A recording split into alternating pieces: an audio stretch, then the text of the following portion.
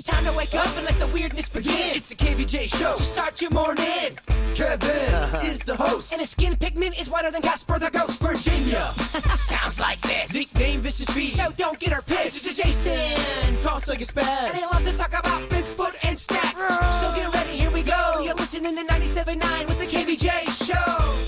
Hello, happy Tuesday. Welcome to the KVJ show. It's so good to see everybody. Good to see it's not a monsoon outside. That's a big plus as well. Had a lot of rain yesterday. Yes. It was a crazy day yesterday. I don't know what's going on here. So the rain's supposed to not be so bad today? Don't think so.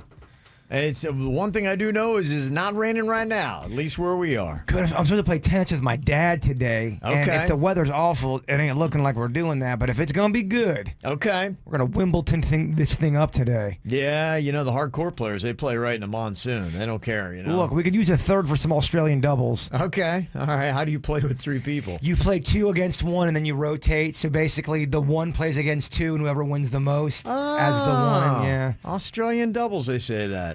You ever notice it whenever we do something wonky, we throw a weird country in front of it? Yes. You know, it's kind of like Swiss checkers or something like that. You're like, well, what's going on? Australian doubles, very big in Lake Park, Florida. It was a big game. Okay. Forecast's looking better. Yesterday it was 100% chance of rain. Today it's downgraded to 90.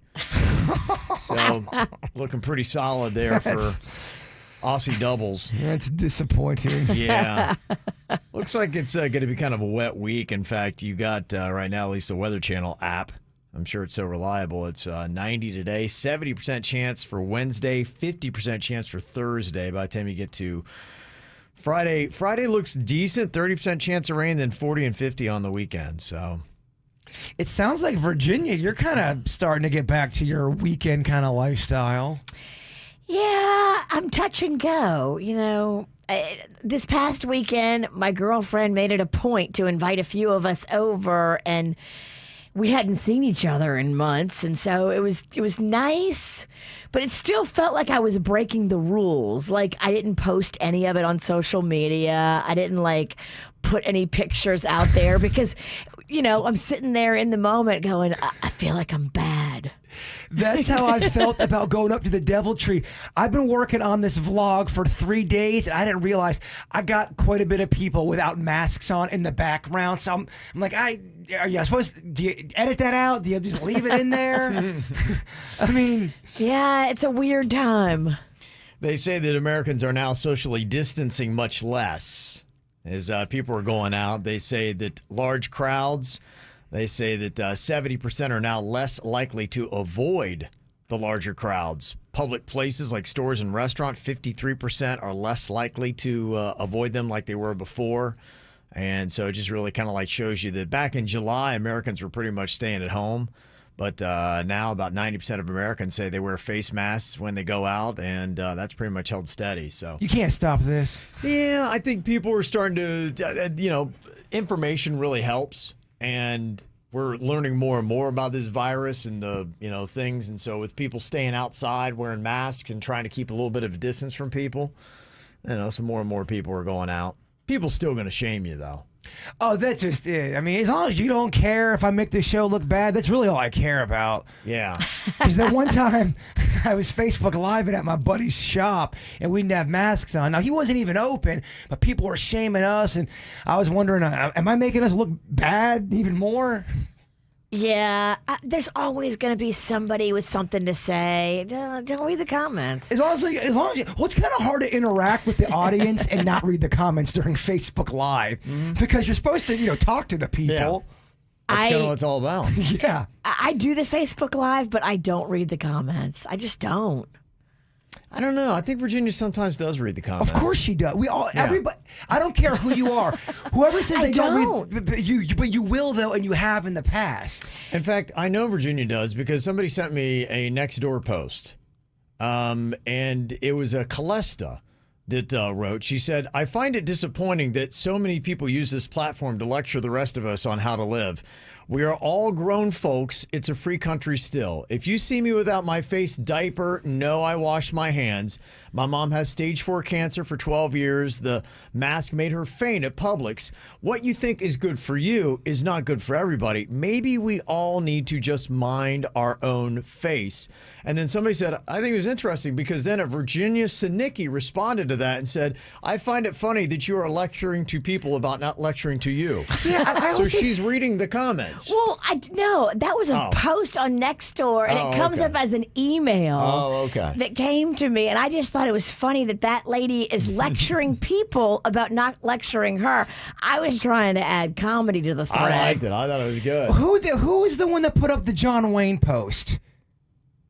Oh, that was me. And then who responded and started getting into it with people?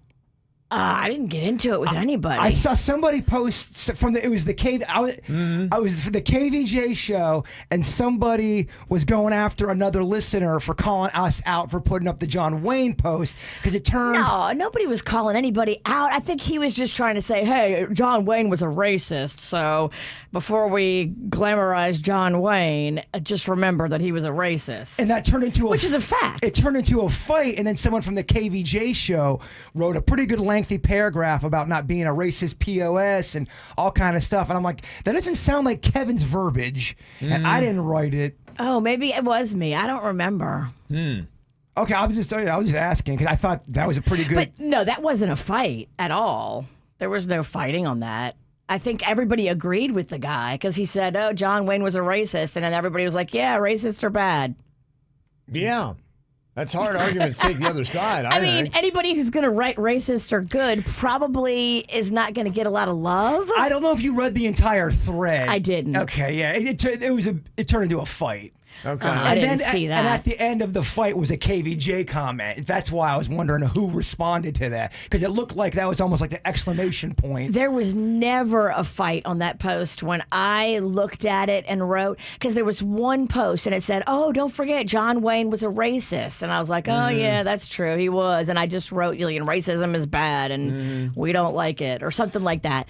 And everybody agreed with that was what I saw. Oh yeah. I just there was a fight. There was a thread there. Oh, I didn't see the fight. Well, I was even looking at the thread that you were involved there, Virginia, where you add some comedy and then there was a little bit of a fight afterwards.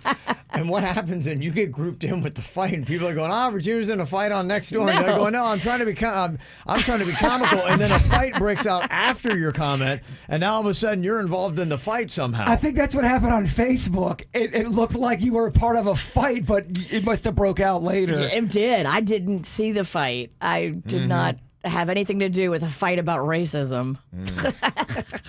Well, we do have a lot of posts that people have submitted to us, some fun stuff today. So we'll do a nice, healthy round of some Facebook fishing today to get to some of that because, social media is getting very entertaining these days.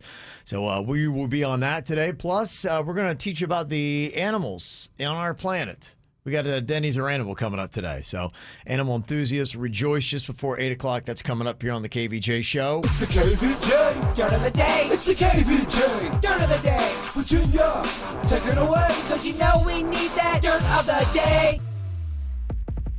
Well, coming up in a second, some sad news. Jeff Bridges took to Twitter yesterday to make some revelations, and it's definitely heavy stuff. I'll share it with you coming up in just a second.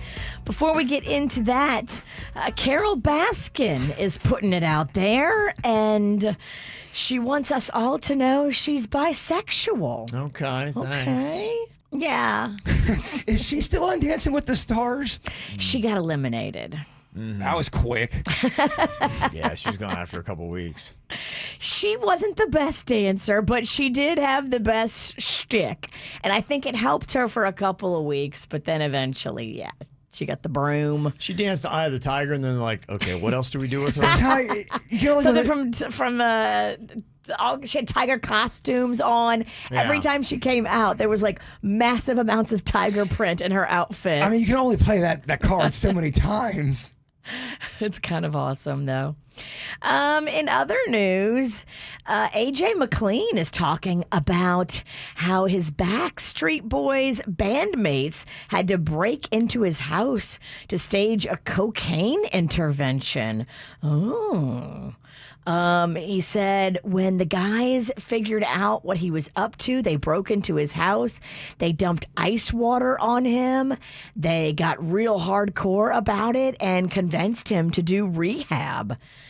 He admitted that after that intervention, it took him a little bit to finally snap out of it. But he says because of them, he became clean and sober. Mm-hmm. Yeah. He said he went on for 18 more years kind of using. And I thought the last moment that he had was kind of sad and interesting. I guess he came home and had been, sipping on some grandpa's cough medicine, and said his wife noticed the smell on him, and his two daughters, they wouldn't sit near him. They're like, hey, we don't want nothing to do with you. Daddy's smelling weird again. Yeah, and I think, boy, when you got a kid and you got a young, innocent kid that's looking at you and your kids are disappointed in you, you remember that guilt you felt when your parents were disappointed in you? You can see the look in their eyes. Yeah, as a parent, you turn that around and you look at your kid and your kid's looking at you like, I'm so ashamed of my parent, then that hits hard.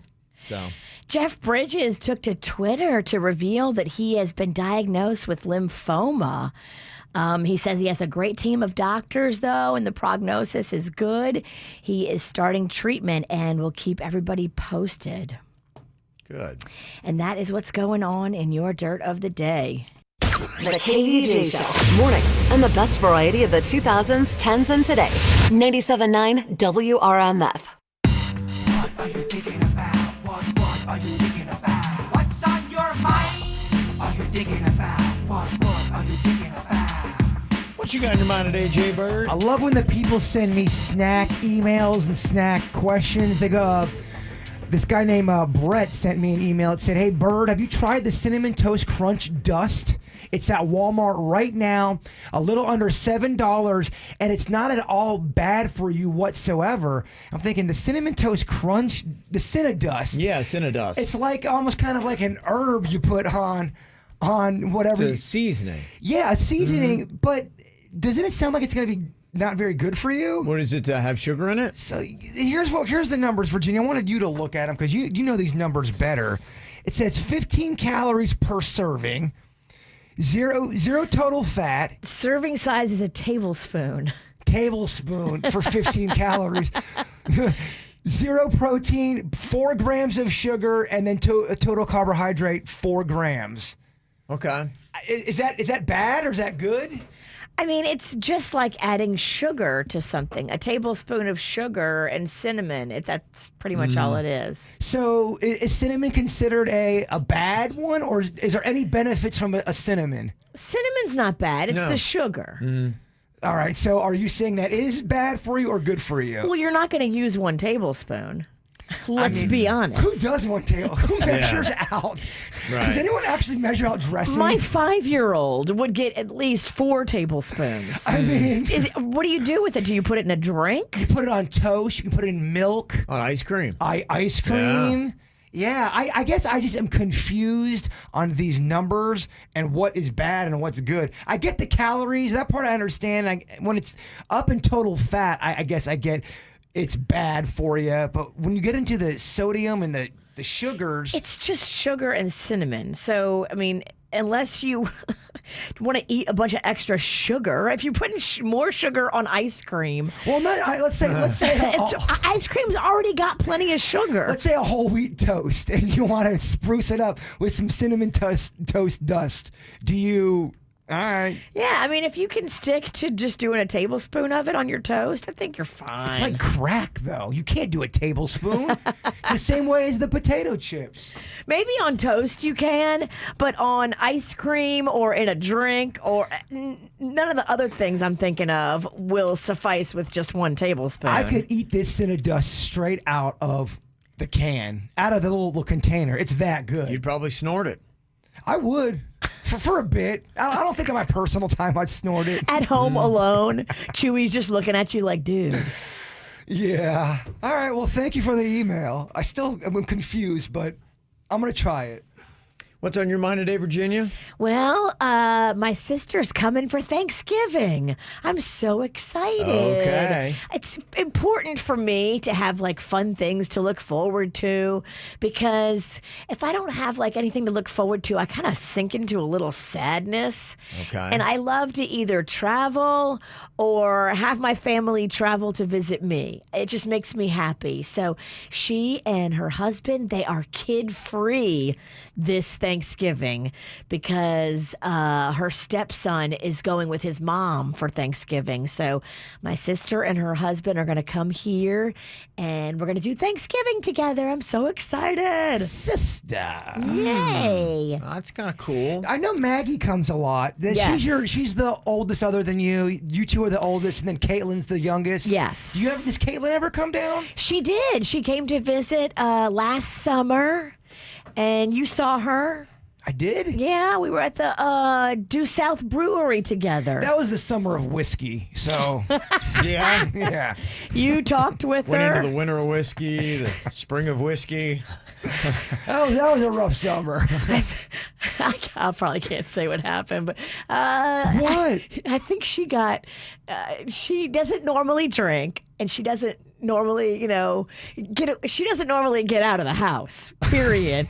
So when she came down here and went with us to Due South, she went outside with Jay Bird and Denny's. Oh, you can't say this. Oh, boy. I think we know what's next. Isn't her husband a cop? Yeah, Which I think he was eyeballing me and Denny's the entire night. totally. Which did not make He's like, me. there's no way those guys aren't carrying. Okay, I do remember this now. I do. Was that last year? It was last summer, and it became a thing. And, course. but they don't drink a lot. I mean, he'll sip on whiskey, but she doesn't drink. And so, if you come to my house, I ply you with alcohol. So we're all drinking, and everybody. Panda's the designated driver, but then all the rest of us in the car are having beers. And For the record, she seeked Denny's and myself out. oh, I know. She was like, Mama's here to get loose. Mama never gets loose. And Daddy's here to arrest people. Yeah. Nah, dude, you're out of the jurisdiction. Yeah. Right. You ain't arresting Mind nothing. your jurisdiction. Yeah. I don't go on vacation to do radio.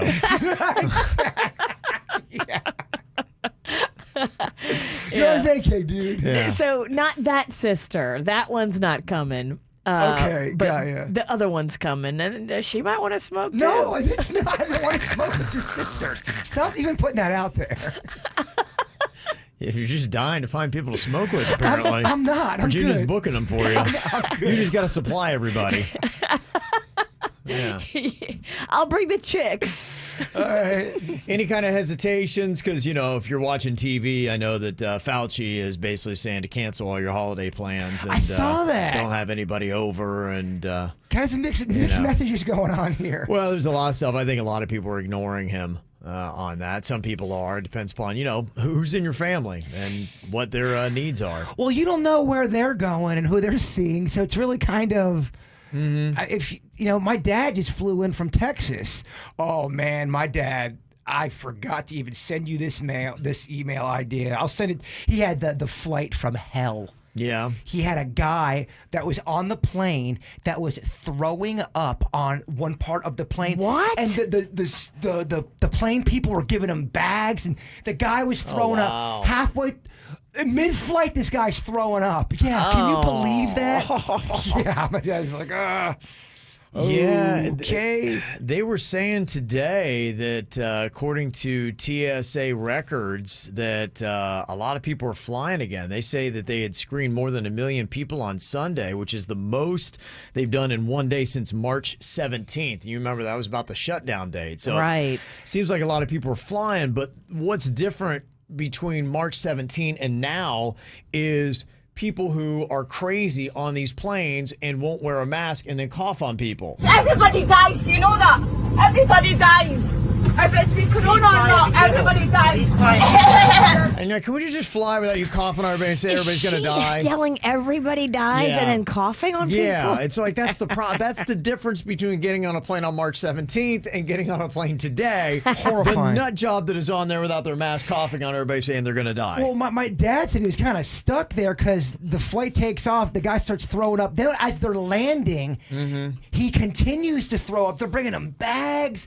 You're stuck there. My dad wasn't anywhere near him, but he could still hear and see what was going on. Jeez. That's rough, man. Yeah, it is. That's tough. That kind of shakes you when you land. There's something just about the sound of barfing that gets to me. I'm like, Well, he said they're landing, and the guy starts throwing up, and my dad starts getting queasy because Yeah. that guy's getting all I'm the sick. same way. I mean, no. Could you smell it? He said it was pretty. My dad that- was very disappointed. That is what would get me. I honestly might be in trouble for telling that story. Oh, who cares? I know, 'cause you know how it is, though. Oh, that means your dad's got corona. That's how people think. Well, I mean, nothing you can do. You're right. He's on the plane, and you can't stop the guy from vomiting. It's real. My sister got hurt. He had to come down here. I mean, we had family issues. Yeah, I hear you. Well, fly. I mean, there's a lot of people that are flying. In fact, I think the latest thing that they had said this last week was that you have virtually a 0% chance of catching coronavirus on a plane. Wait, well, what? that Yeah. seems not real. Who's peddling that lie? It's so laughable every day, these headlines that I read. I'm just like, wait, what? 0%. Virtually a 0% chance. You don't have a 0% of anything. If you wear a mask and you're inside there with the ventilated air and everything, virtually a 0% chance of catching coronavirus. Was that a news publication that put that out? Yeah, I think it was CDC was saying that. Yeah. It makes 0 sense. No, yeah, none it of makes it. 0% sense. It makes 0%. I'm Yeah. dumb, and that makes 0 sense. Oh, it's just I mean every day. That's why this coronavirus stuff. It's like a joke. I feel like they just are peddling crap to you to see. Wow, people are dumb. Can you believe what everybody's believing and how amped up people are about this thing? Well, you can sit on a plane next to a person with corona and catch corona with them, even with a mask on. Healthcare workers who wear personal protection equipment are still catching corona from being around coronavirus. Yeah, the thing It's not like it's wearing a mask. I'm suddenly safe. There's like a magical protection apparently. When you're inside a plane, that can't happen, Virginia. It freezes in midair somehow. Who put that message out? United Airlines? No, I think it was CDC. Yeah. They on the take. I feel like there's so many. I think no one knows what they're talking about. No. I mean, yes, you reduce the risk by wearing a mask and sanitizing and washing your hands, of course. But 0%, if you sit next to Carl Corona and he's coughing on your flight and you're sitting next to him, there's absolutely a chance of you catching If it. COVID Connie is throwing up on a plane and she's got COVID, newsflash, you probably, It's going to be in the air. Do you have something to protect your eyes? Because the corona can fly in your eyeball. Y'all know that, right? But you can't get it from sneezing, right? No, I'm just kidding. Just kidding. It's crazy. Yeah. So who Nobody knows. Yeah. Who knows what's going on? So yeah, it's just, I did see your boy Fauci though saying that. Yeah, I know. That's why none of it makes any sense. Yeah. Well, so people have separation fatigue. And so it's going to be hard to keep families separated at Thanksgiving. It just is. And I do hear what he's saying, and I do believe that he's right with the message. But people at this point are so tired of not being allowed to hang out with their family. Well, my buddy hasn't seen his dad since this whole thing started. His dad's 87. He said, I'm going to go see my dad for Thanksgiving because my dad, no matter what, no matter how you fudge the numbers, my dad doesn't have much time on this planet anyway, and I'm going to go see my dad. The dad is cool with it. The son is, everyone involved is cool with it. You should let that family see each other. Take as much precaution as you think you need to, in your family if you have elderly. Maybe go to get a test beforehand just to make sure that you're completely clean. But, I mean, people are starting to snap. Well, my buddy goes, well, what if my dad just dies because he's 87 and then I didn't go see him because People are telling me I can't see him during Thanksgiving. People in that situation, I think, are starting to get, or are at the point, screw it, I'm going to go see my family member. Well, that's what my 97-year-old grandma said to me on the phone. I think they're just locking us up to die. She's like, I don't want to be locked up anymore. I miss my family. I want to be safe, but I'm tired of being in isolation. People don't want to be isolated forever. It's not worth it for their mental health. No, then I've seen people breaking down the numbers of the isolation deaths, which those are, some people are comparing them, saying that they're even greater than the COVID deaths. What exactly does that mean? It means the lockdown deaths are deaths that have happened from mental health issues, people not going to cancer treatments, all those kind of things where people have changed their behavior and have given up on taking care of other parts of their health for fear of going out for COVID. So, that's why you just have to have a good balance, and the fear porn stuff is not good because it's scaring people into staying in and not doing things that are healthy that they need to do in life. And there are some places that are more fearful than others. Absolutely, yeah. That's why you just got to really watch, and there are a lot of media outlets that are just doing everything they can to terrify people, and they're showing that that's actually worse for you. So one question I have got here today. There's a lot of things I think in life that are pointless. This is one thing. Explain it to me. I feel like it has past its time of use. Do any of you use a flat sheet on your bed? That would be the sheet that you use over the regular fitted sheet. It used to be once upon a time when I was a little kid, I'd go to my grandparents' house and I have to get underneath the fitted sheet, and my grandpa would tuck me in. I was on my back and I couldn't move. And I'm like, who sleeps straight on their back with their arms at their side? It was the most uncomfortable position. And it was like I was in restraints the entire night, and I couldn't move and I couldn't sleep. It was the worst night of sleep ever.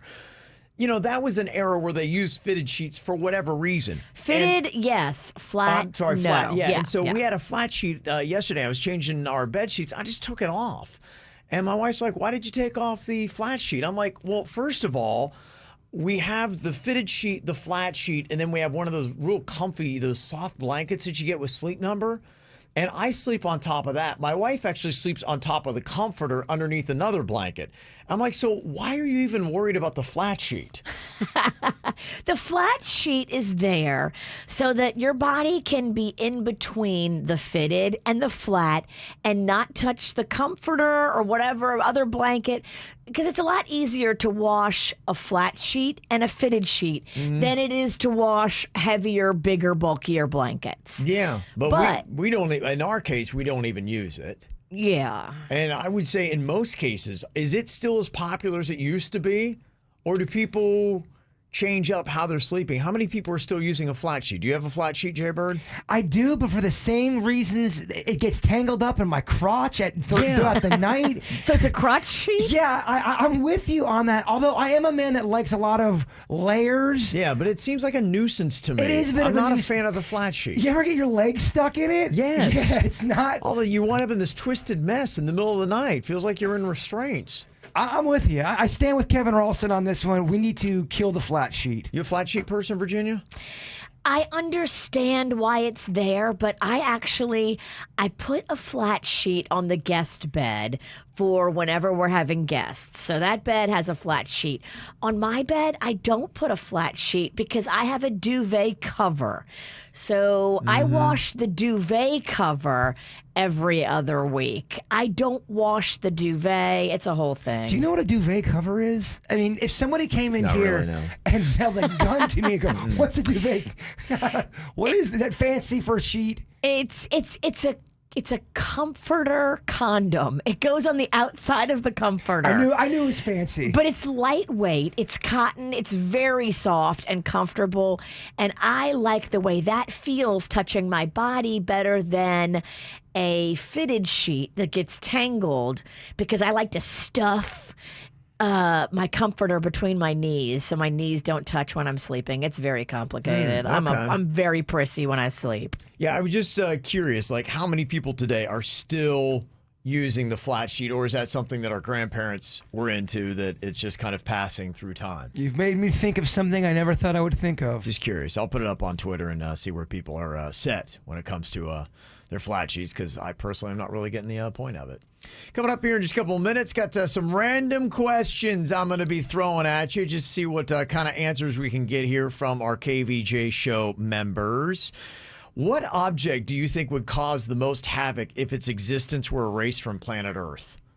Oh, I think I got it. What do we need more than anything on planet Earth? And if we didn't have it, chaos would reign. We'll discuss next. Check out KVJ TV on YouTube or just log on to kvjshow.com to watch the show now. Powered by Cleveland Clinic, where every life deserves world-class care. Now, back to the KVJ show on 97.9 WRMF. Okay, I got a couple random questions for you. First one, what object would cause the most havoc if its existence were erased from planet Earth? I mean, water. I think that's the number one answer. Water, it would be dead. Toast. Yeah, that's number one. Got to have that. So you take away the water, yeah, there's no better answer than water. That wins hands down. I think if you took away, if all of a sudden we woke up and the internet was just gone, I think we're screwed, man. Wasn't that what they were afraid of with Y2K? Well, I wonder if you would argue electricity before that, because Yeah. internet is important. But yeah, I wonder just how dependent we have become on electricity Oh, we're so screwed. on planet Earth. If that were the second thing, would that be the second most important thing that we need is electricity or power? That show that I forget what network it was on, but it was about where, you know, when humans die off of Earth, what would happen? Yeah. And they talk about how when the electricity goes out, how chaos would just, not only would it ensue with humans, animals alike would just go ape poop. They wouldn't know it. Everything would be dark. Yeah. I think those are probably 1 and 2, unless I can think of anything else. Water, electricity are 1 and 2 on what object could create the most havoc on planet Earth if they were just gone.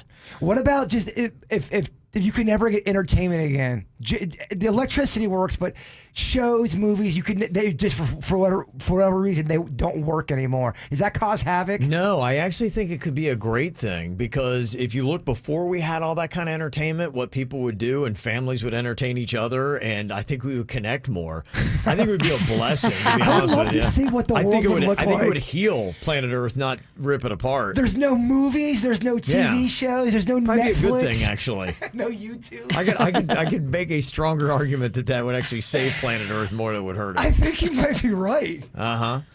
Okay, what is the most beautiful place you've ever personally been to on Earth? What would you say that is? To me, I've got two that feel like a tie. It is the Florida Keys.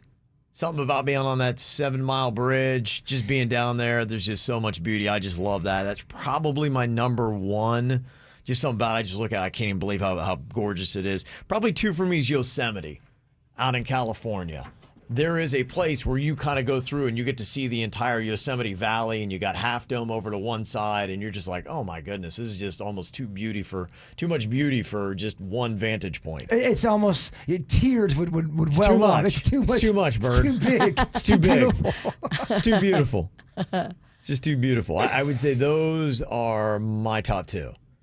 I took a seaplane one time to this little island in the Bahamas, and it wasn't even big enough to have like a landing strip, so you could only get to it by boat or by seaplane. And it was just stunning. It just looked like it had been untouched by man. Yeah. The water was so blue, and the sand was so gorgeous, and it was just, that was probably the most beautiful thing I've ever seen. When was that? That was back in 2006, 2007. I've never been there. I want to go so bad. It was so gorgeous because I think part of the beauty of it was so uninhabited and so untouched.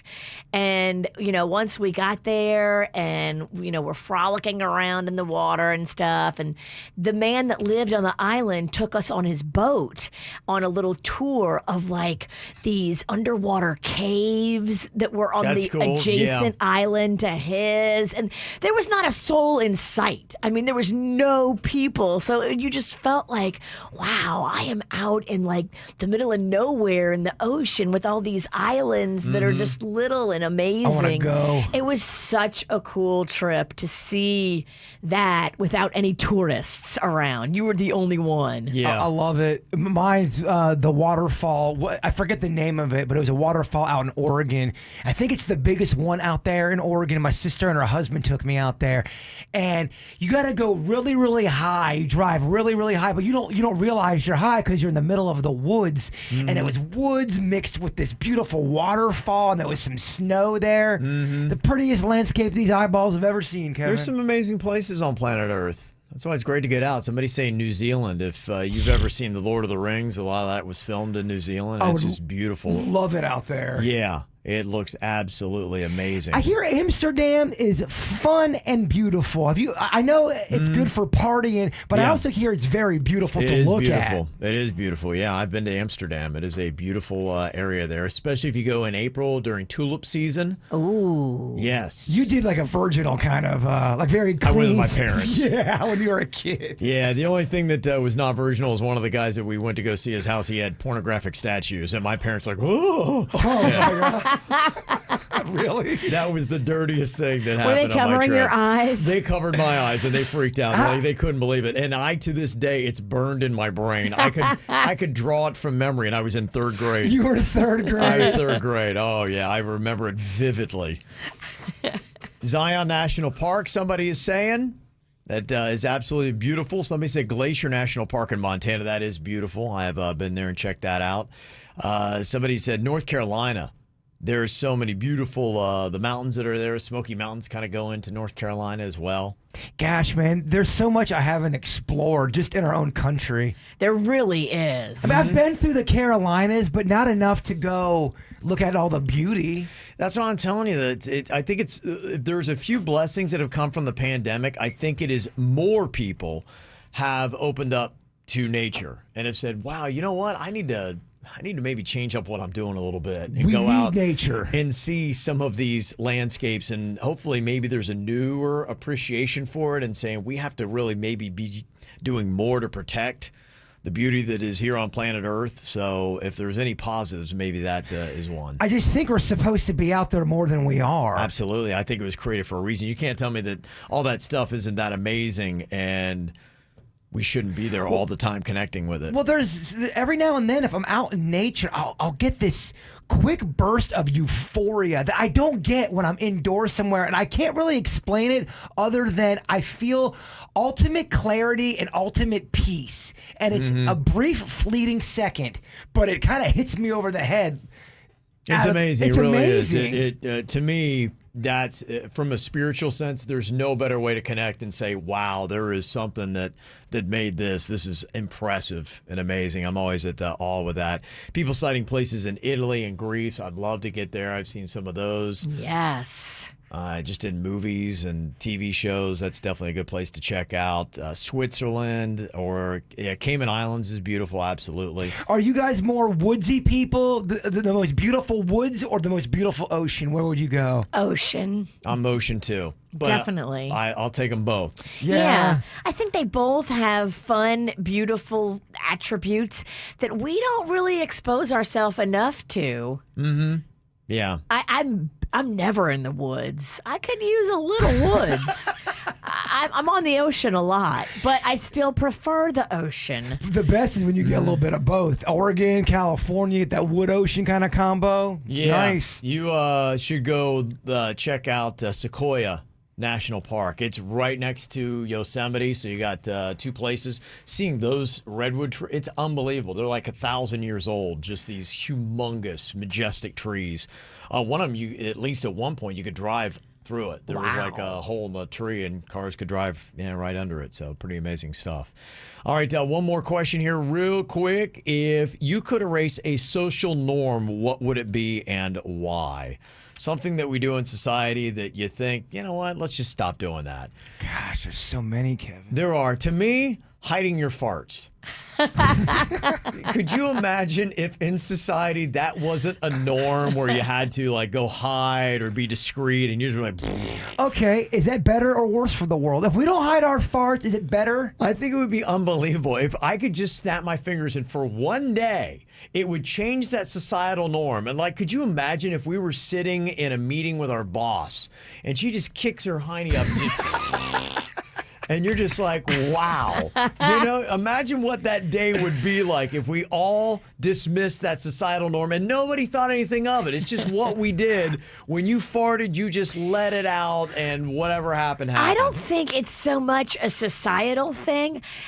Because babies, if you fart near a baby will laugh. You're right. That baby doesn't know that it's a fart. It just knows that the butt trumpet is funny. Yeah. I think it's something within us. It's a societal norm that we have demonized it as we get older, and you're not supposed to treat it like a baby would treat it. I think that's a step forward to peace on earth. If everybody farted and nobody had judgment, I think it makes the world better. Goodwill to men, farts on earth. Yeah, if it's like blinking or breathing, I think the world's a better It place. would be amazing just to have that day, and nobody would flinch. People would just be like, "Wow, what would that day be like?" Would that make a great movie premise, or would it get old after 20 minutes?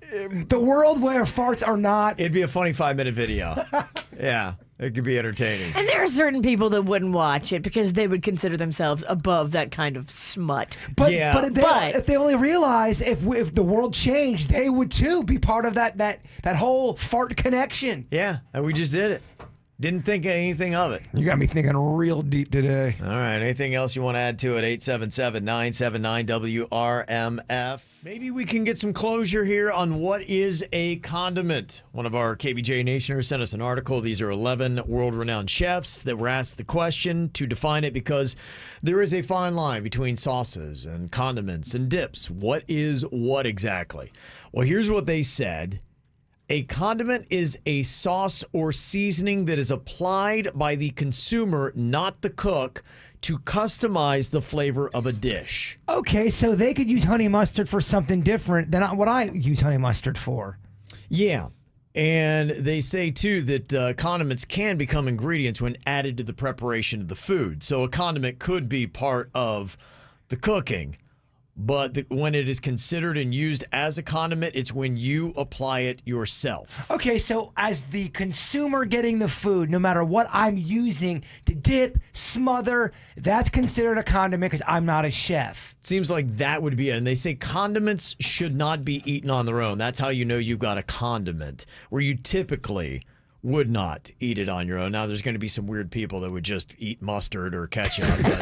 I would eat blue cheese. I would get a spoon and eat chunky blue cheese That's why dressing. maybe it's not a condiment. Well, they did talk about dressing. They said salad dressing is not a condiment. It's weird, though, because honey mustard, you can put honey mustard on a salad or on a chicken finger. It's weird. Yeah. Okay. Well, yeah, you get honey mustard dressing is very common for I've salads. never understood honey mustard on a salad.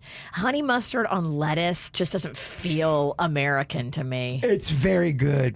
It really enhances the lettuce. Okay. I like it on a piece of grilled chicken.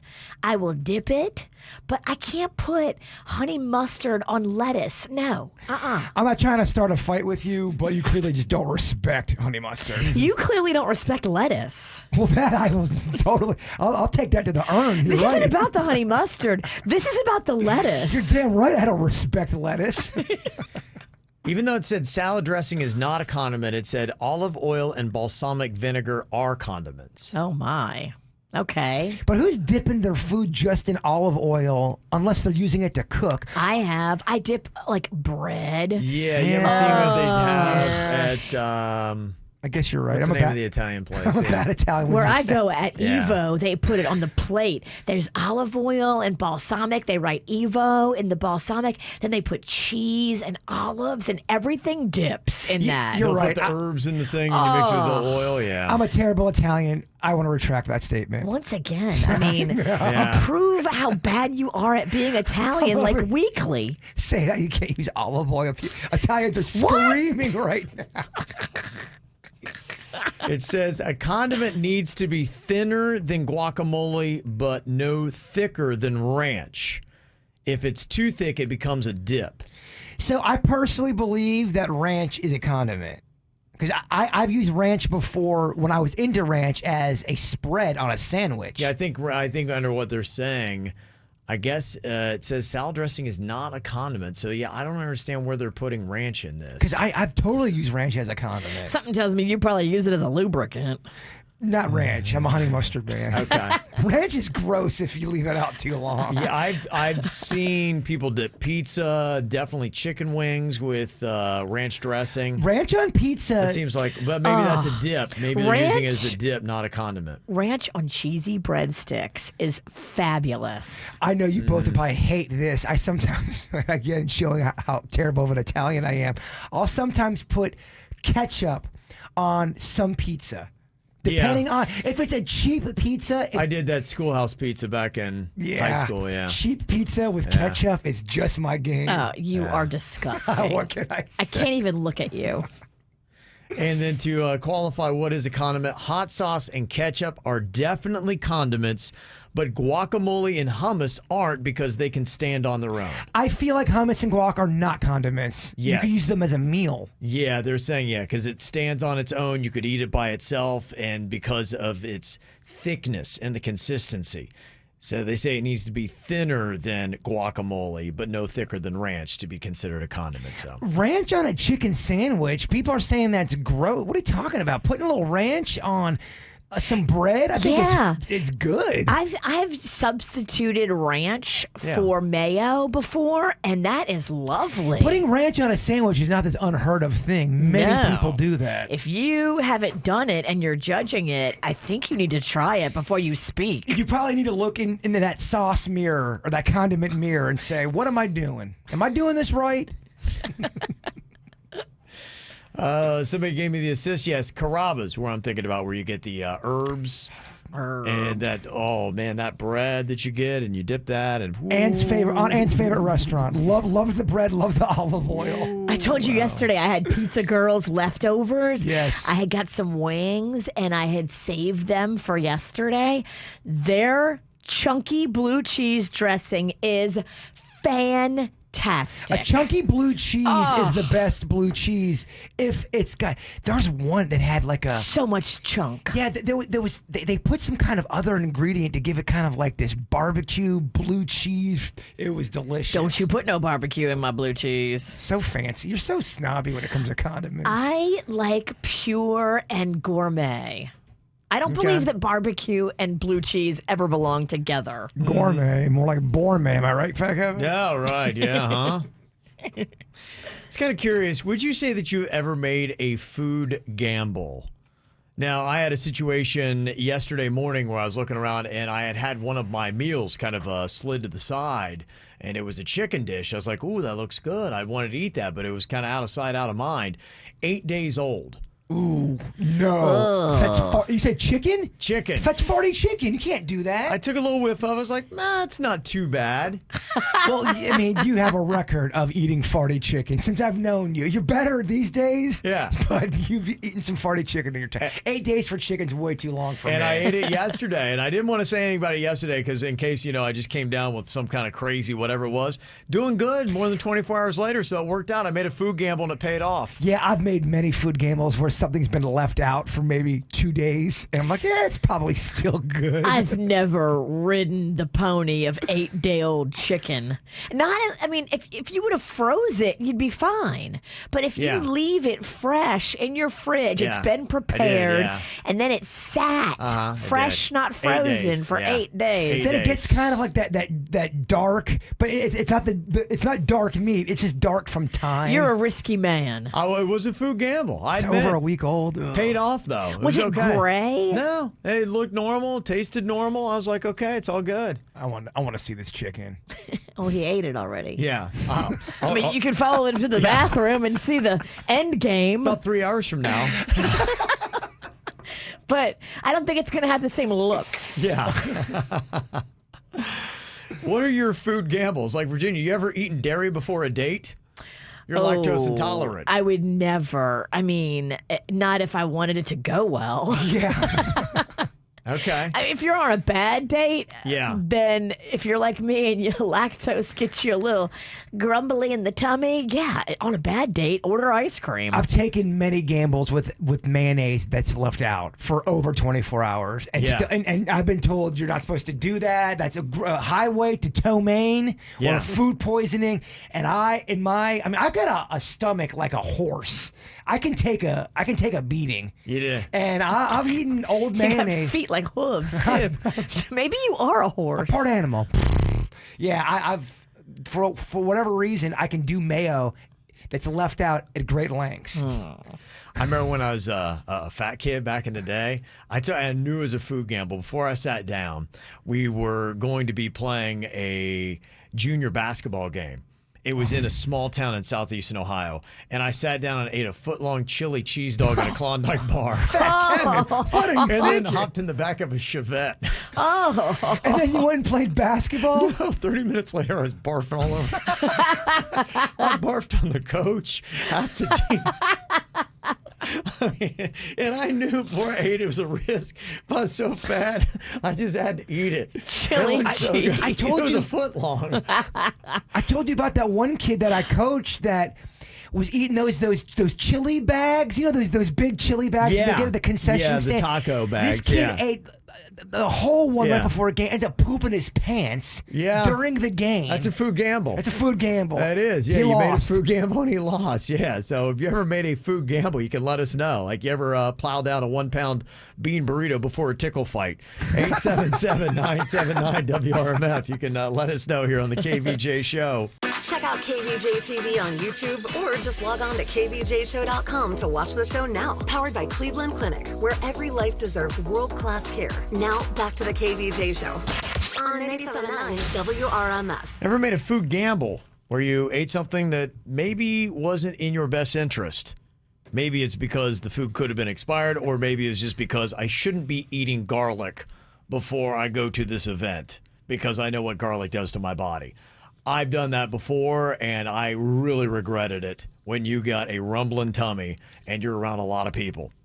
Now, some of the people texting in here, a lot of the food gambles have been on just things that maybe they shouldn't have eaten. And somebody said in a text here, yeah, I have not died yet, and I eat a lot of questionable things. Most recently, I ate 8-day-old shrimp and undercooked chicken. And my philosophy is if it doesn't smell or look weird, it's up for grabs. I'm on a college budget. So I wonder, Undercooked chicken. I mean, you can fix that pretty easily.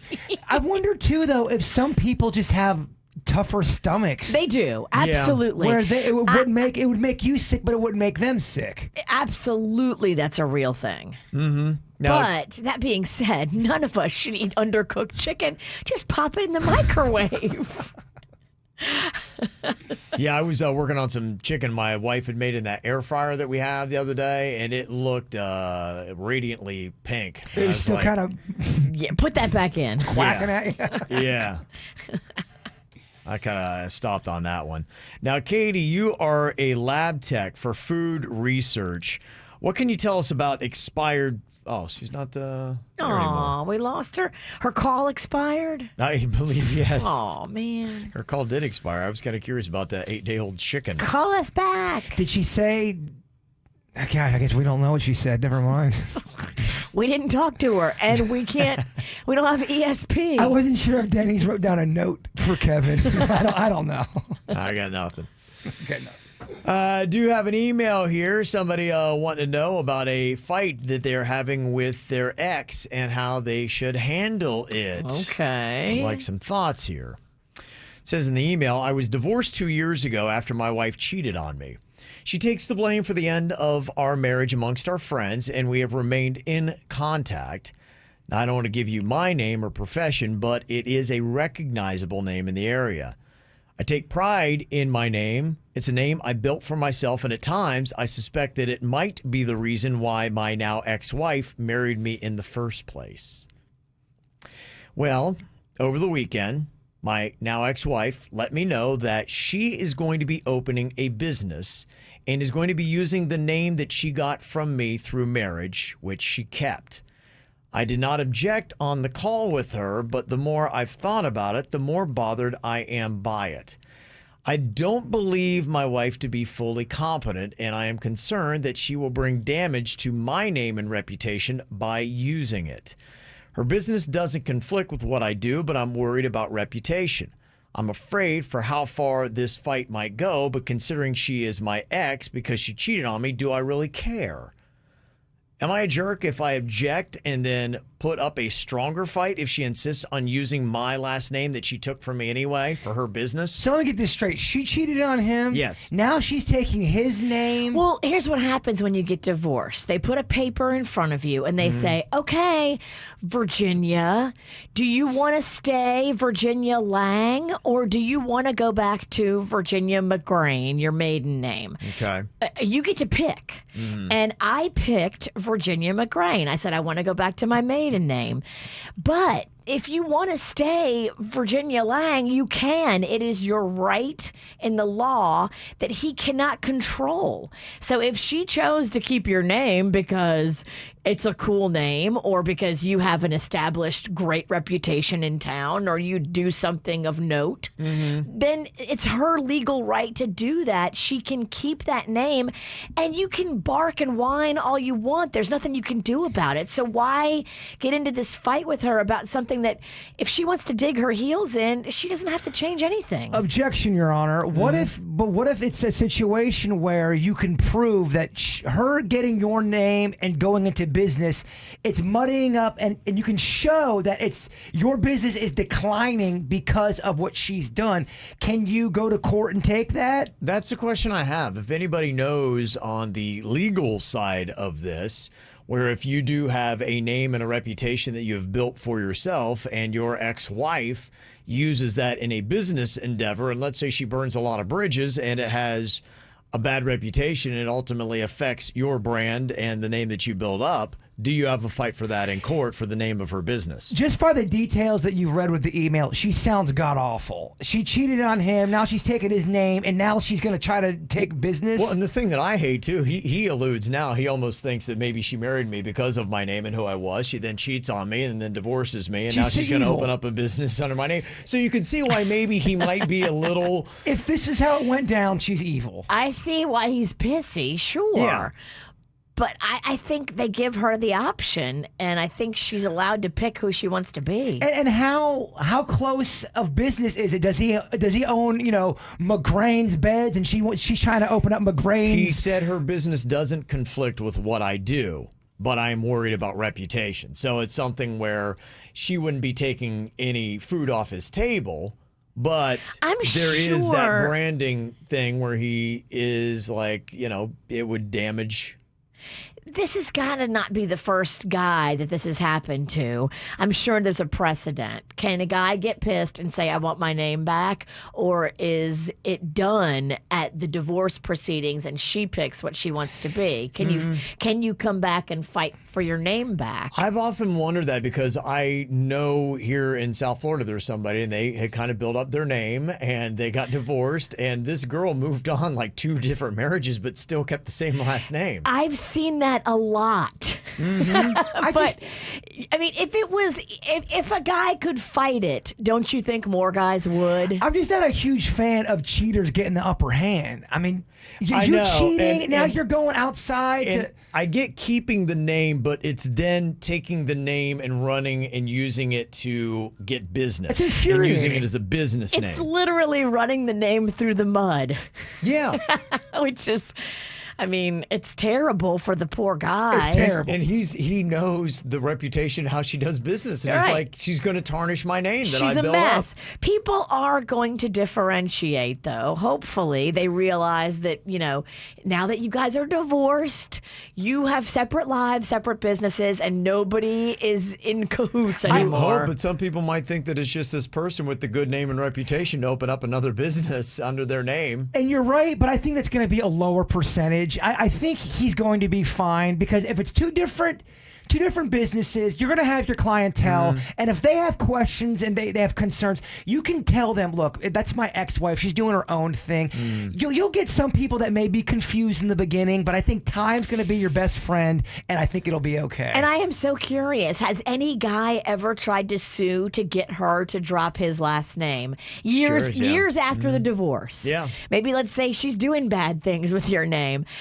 Can you successfully sue her to If it's have her damaging your stop? reputation and your name, yeah. Yeah, if I got married to a Michelle Pennington and then we got divorced and she kept the name and really put my name through the mud. Well, if her name was Michelle Pennington before you got married. No, I'm saying she turned after we get married. She keeps the Pennington. Is what I mean. Is what I Gotcha. meant. And then she's running my name through the mud.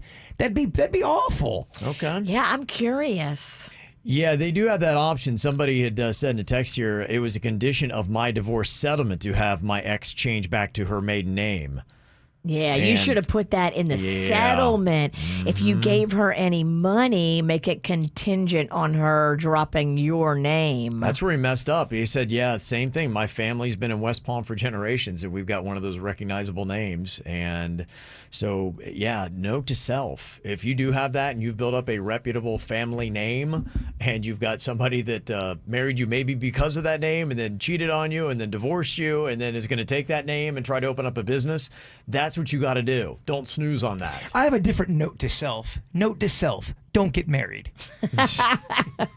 Yes, we don't need anybody smearing the Pennington name Any more than it already has been. any more than the Penningtons have. Yeah. Yeah, and then I just wonder, somebody said, yeah, you got to protect your brand. You're suing her for the business name. Yeah, that would be pretty much it. And yeah, it's not about giving up the name. It's about the business, I think, is what he wants stopped. Yeah, he doesn't care if she keeps the name. He cares that his business is going to be destroyed. Yeah. Somebody said if J.P. Morgan's son can win this fight against a real housewife, there ain't no hope for this dude, or can't win. Yeah, Sonia Morgan kept her name Morgan. That's what he's talking about. Oh. And she is, okay, she's the opposite of what you think J.P. Morgan is. When you think of J.P. Morgan, you probably think of refined, sophisticated, conservative, very quiet about matters of personal business. Sonia Morgan is the opposite. She's loud, she's drunk, she's fun, she's crazy, she's flashing the crowd at live shows. She's awesome. But the name Morgan she's a complete detraction from anything JP Morgan built. Wow. I guess it does happen.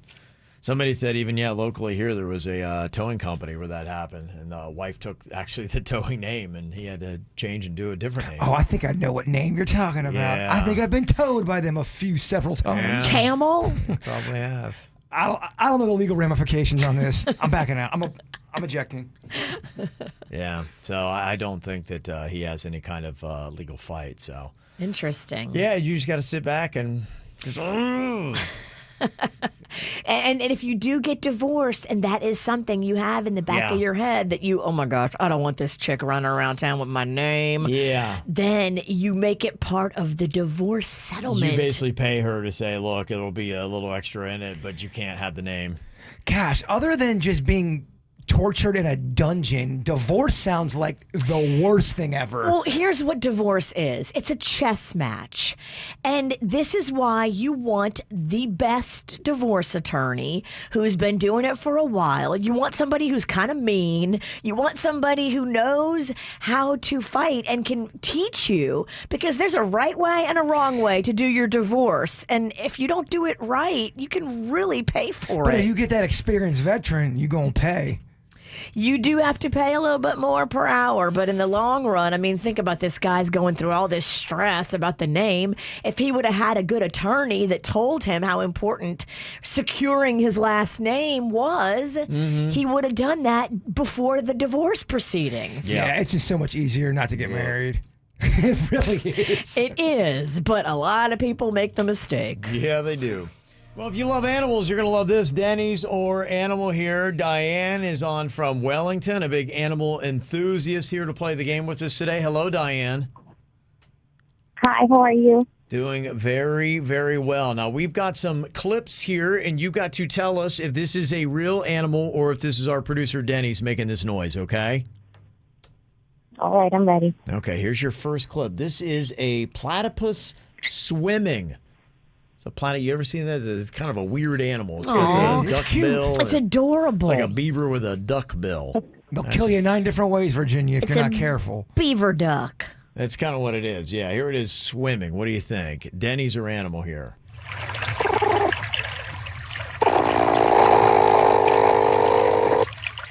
Oh, okay. It's got a little gas. I have an uncle that farts just like that. I'm not even kidding you. But he's got platypus farts? He's got platypus farts. Yeah. What do you think here, Diane? Is that Denny's or Animal? I'm pretty sure that's Denny's. Gonna say that is Denny's. No. It's a tough game. That is actually the platypus that is doing that. It's a tough cute game. little platypus. Yeah, that is a challenge. All right, let's regroup. Yeah, don't beat yourself up over that one. Okay. All right. Here we go. We got a. This is a cat pushing a vase off a table. I love how he's running out of animal things to do. Yeah. It's a cat pushing a vase off of a table. Is this Denny's or Animal? There it goes. There it goes. Uh-oh. Oh, man. Kitty. That's a loud vase. Kitty. Bad kitty. Bad kitty. Bad kitty. Large vase. Yeah. What do you think about that one, Diane? Is that Denny's or Animal? I'm going to say Denny's. That one you got. Now you rebounded. Yay! Now you rebounded. Yeah, you're doing great. And this one's got a little bit of a story here, Denny's or Animal. We've got these crows that always go out on our balcony, and sometimes you can actually hear them through the radio. They're so loud out there, and they're cannibal crows. They will bring other birds and animals up there and just eat them right on the balcony. I'm not even kidding you. Me and Suits watched the one crow eat another crow. It was horrifying, Virginia. What the hell is up with these cracked out crows? And I swear they just take baths in oil. They're oily, and like one of them had like one eye missing, and they look up at you like, what? It's almost like they're dead behind the eyes, too. Yeah, these crows They are are. messed. They're Halloween crows. I think they're dump crows. I think they come from the dump. Yeah, they do. Yeah, that's what it is. Terrible. And they love our balcony. So we've captured some audio here. Tell me, is this the actual crows or is this Denny's? A lot of them there. You hear a lot of them. That's what we got to deal with every single day, Diane. Did he stop trying? Just got to deal with that. With the crows or Denny's? I think everybody stopped. Our audience, I think they stopped. Diane, what do you think? Is that Denny's or Animal? I'm going to say Denny's. She's going to say Denny's. I'm going to say you are correct. Yay! Way to rebound there. Is there any way we could hear that crow again? Oh, yeah. Yeah. Many of them. I like. There's like hundreds My of them out favorite there. is the peaceful one in the background. The Yeah. one's going caw. The other one's going caw. Yeah. That's not how our crows sound. No. They sound murderous out here on the balcony. Those crows right there, you just heard sound nice. We're going to have to grab the actual audio and compare Denny's Those- peaceful stoner crows versus the cannibal crows. Those sound more like seagulls, Yeah. like ocean seagulls at the beach. Yeah, they sound Very lovely. peaceful. All right, well, Diane, you played a great game, and I would call you an animal enthusiast. We appreciate you calling in. All right, thank you. Have a great day. Okay, you do the same. Drama, drama, you got drama and you gotta tell all. You love to complain about your pain. Hey, you Facebook fishing. Facebook fishing. Ka, ka. Caw. Look who's in the studio. Yeah. Caw. Ka. Caw. Yeah, Denny's. Try to catch all their personalities out there. You did, You yeah. did. You got them all, I think. Well, there's a lot of interesting posts happening all over Facebook, Nextdoor, whatever it might be. I appreciate all the people that are screenshotting them and sending them to us because we got some really good stuff. In fact, I almost have too many to get into here today.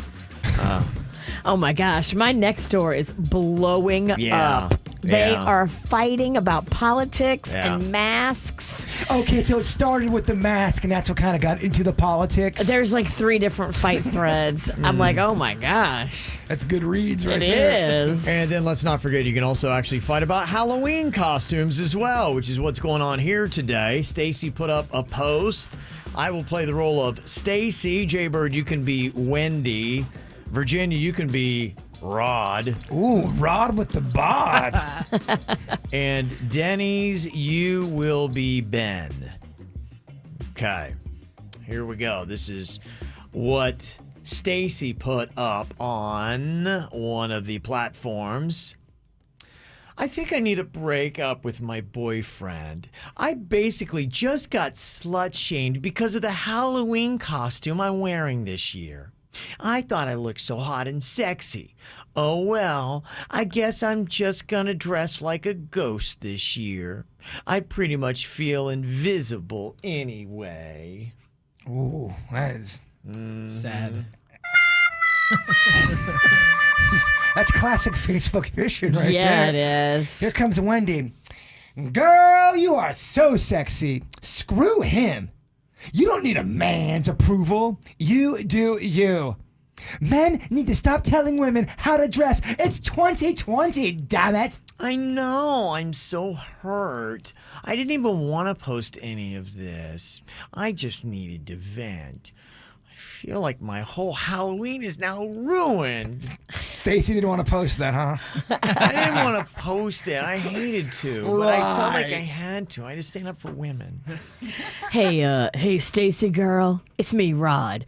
Look, your boyfriend is a moron. If you were my girl, I would let you wear whatever you want. Yeah. I think you look fire, girl. Please tell me more. No offense, Rod, but we as women don't need you to allow us to wear anything. We are not your pets. We are strong women and don't need the approval from men on whatever to wear. I get you're trying to be sweet, but you missed the mark on this one. Do better, please. I didn't mean any respect. Crazy bitches.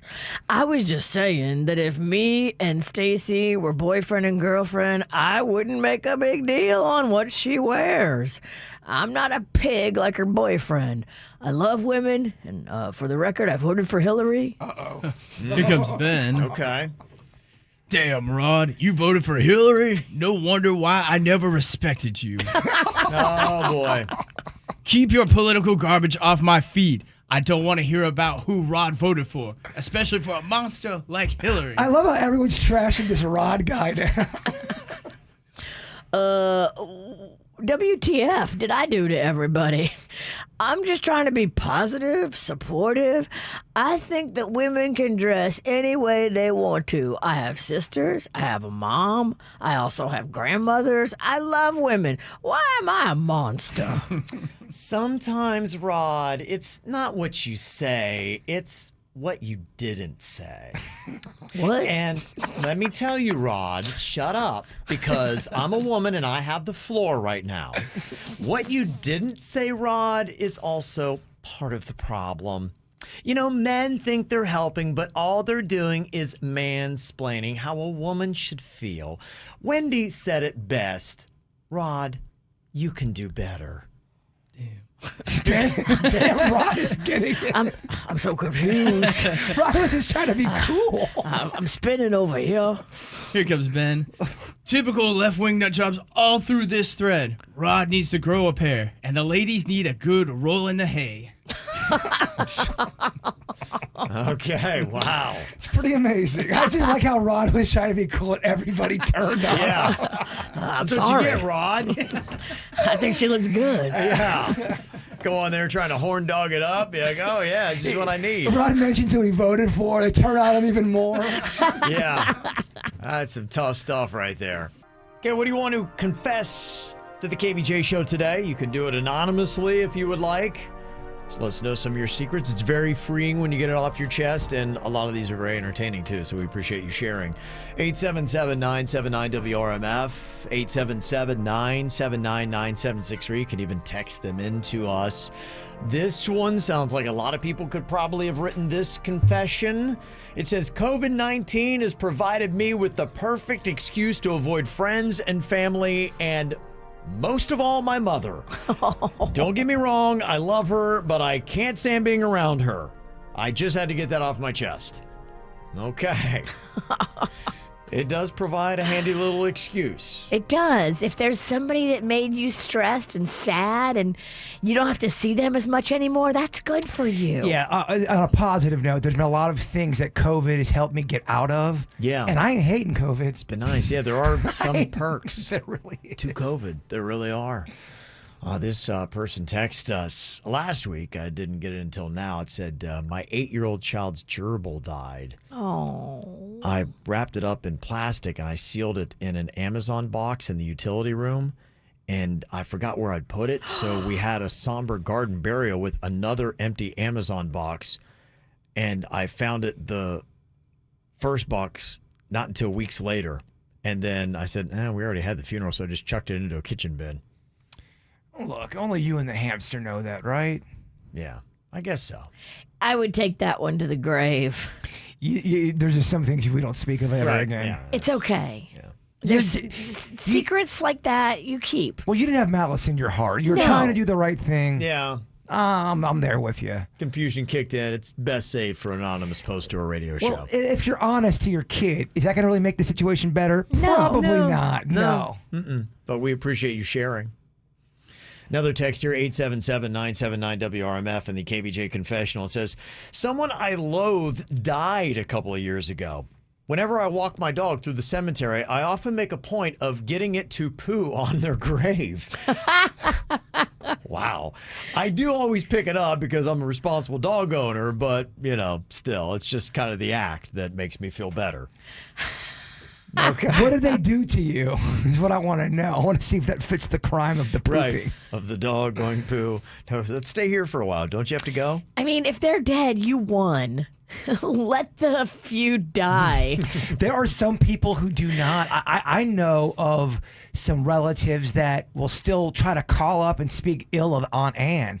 And it's like, dude, she's passed away. Move on. I don't want to hear that crap. Right. That's kind of insanity. Shocker. Up north, there's some insanity.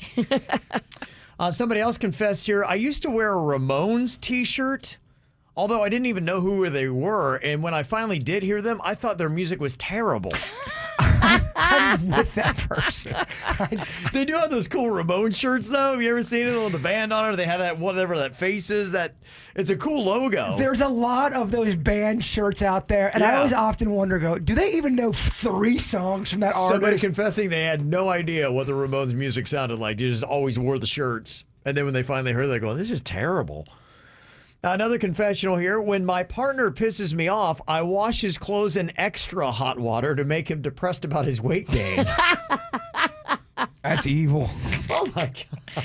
Wait, extra hot makes them shrink? I don't know. I guess so is what they're trying to say. I didn't know that. If you have a partner like that, they're doing these quiet things to sabotage you. That's the one I'm scared of the most. Yes. Yeah, some of these people do this just passive-aggressive, just diabolical stuff. Well, they've got some weird psychotic behavior going on there, and they don't know how to channel it the right way. Yeah. Oh, you have no idea what girls have done to your toothbrush. Ooh. If I told you, you wouldn't sleep tonight. I honestly feel like nobody I've dated has taken a toothbrush and stuck it where the sun don't shine. I feel like I could bet and be okay. You think I have an ex that took that thing and stuck it up there? Stuck it up there? Stuck it?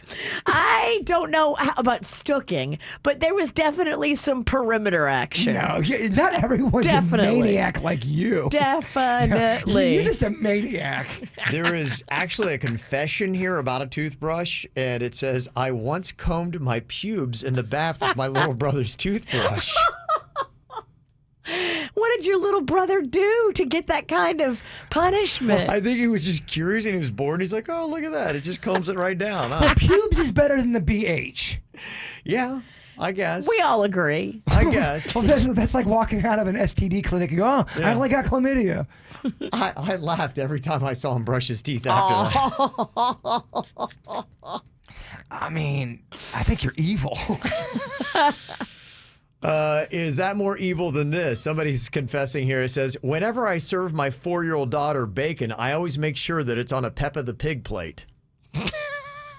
That's funny and gets you through the day as a parent. I think it's hilarious. I guess maybe the 4-year-old doesn't understand. The 4-year-old has no idea. And Yes, the 4-year-old was crying. you should take a picture of that, though, and put it on Instagram. It's kind of That's funny. very funny. Another confession here says, I once worked at a grocery store, and each day I take one slice each out of the middle of the sliced loaves of bread and then reseal them, allowing me a daily source of free bread. No customers ever noticed. Interesting. So you had the bread, you took it out of the middle. Not cool because there's no stealing, way for you to paw all over that bread. Oh, yeah. And not contaminate it with your hands. That's just not cool. You don't respect bread. I don't think I respect you. Yeah. You don't respect your job. You don't respect the people purchasing the bread. You're kind of not cool. Here's a confession. It says, on my wedding day, I was walking up the aisle and I saw the exit door right to my left, and I had this vision of just darting through it. And now 15 years and 3 kids later, I still think maybe I should have. Oh. Ooh, there you go, Bird. That's one for you right That's there. funny. Wow. If you notice the exit, that says something. Mm-hmm. Somebody said, when I was 10 years old, I brought home somebody else's artwork from school at the end of the term, and I passed it off as my own to my parents. My dad was so impressed, he had it framed, and 32 years later, it's still hanging on the wall at the top of their stairs. I feel like you could confess now. That's amazing. You could tell that story to your dad, I think. What a great story. Wow. Okay. And finally here, a KVJ confessional, somebody said, my wife and I's go-to song for making love together is Ravishing by Bonnie Tyler.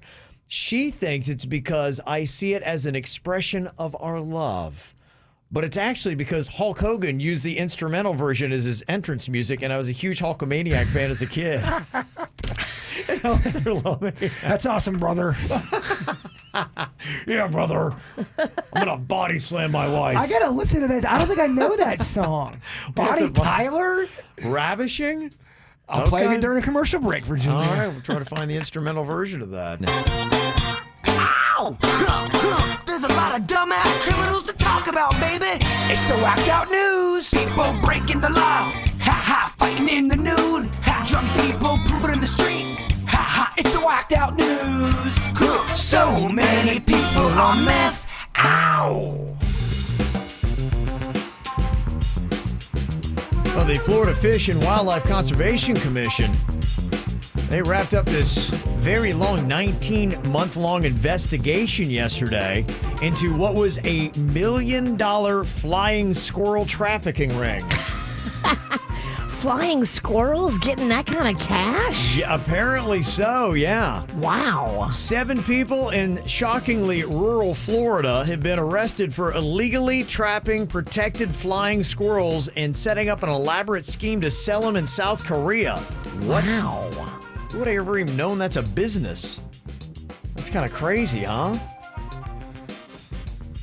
Also, another nice little redneck story here about a Tennessee Volunteer football fan that got so upset that the Vols got blown out by the Kentucky Wildcats in football on Saturday that he threw a beer bottle through his window. Through his own window? Through his own window, yeah, because Tennessee, they haven't been good for a while. They were looking a little bit hopeful this year, and so just when the fans get their hopes up, they got blasted by Kentucky on Saturday, and they're just like, well, I guess we suck again. Oh. So not only did he chuck the bottle, but apparently his wife did not appreciate it, and she bolted out of the house. This is him just talking about it.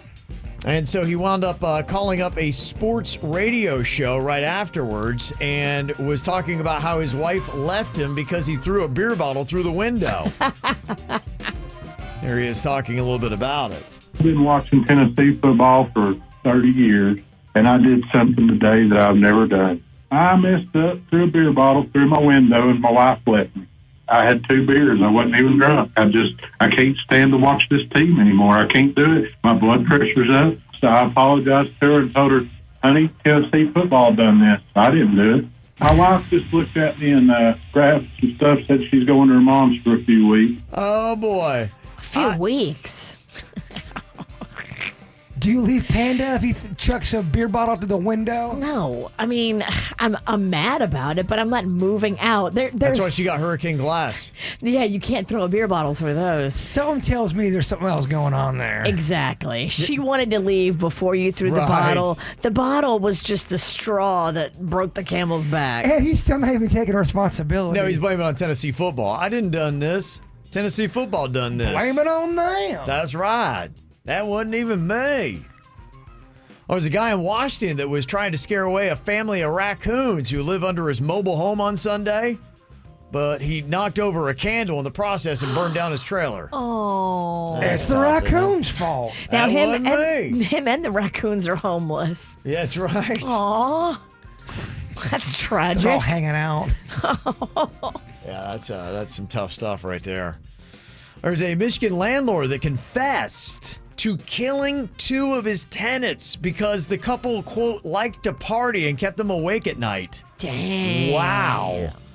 The couple lived in the upstairs of the landlord's home. Detectives ultimately received a tip that the landlord had confessed to somebody that he'd killed the couple and hidden their bodies. And then a short time later, what do you know? The landlord shows up at the police station, walks in the door, is like, yep, did it. That's crazy, Killed them and hid the bodies? Just because they like to party. Yeah, Wow. they're keeping them awake. Man, you never know who's going to snap. You don't. I looked for more details on that. Like the landlord was 53. How old were the tenants? Don't know.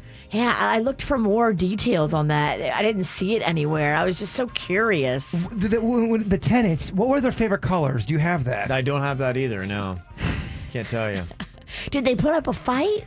I don't know that. How did he kill them? Don't know that. When's the last time they ate turkey tetrazzini? Don't know that. Okay. Oh, great questions, though. Sorry.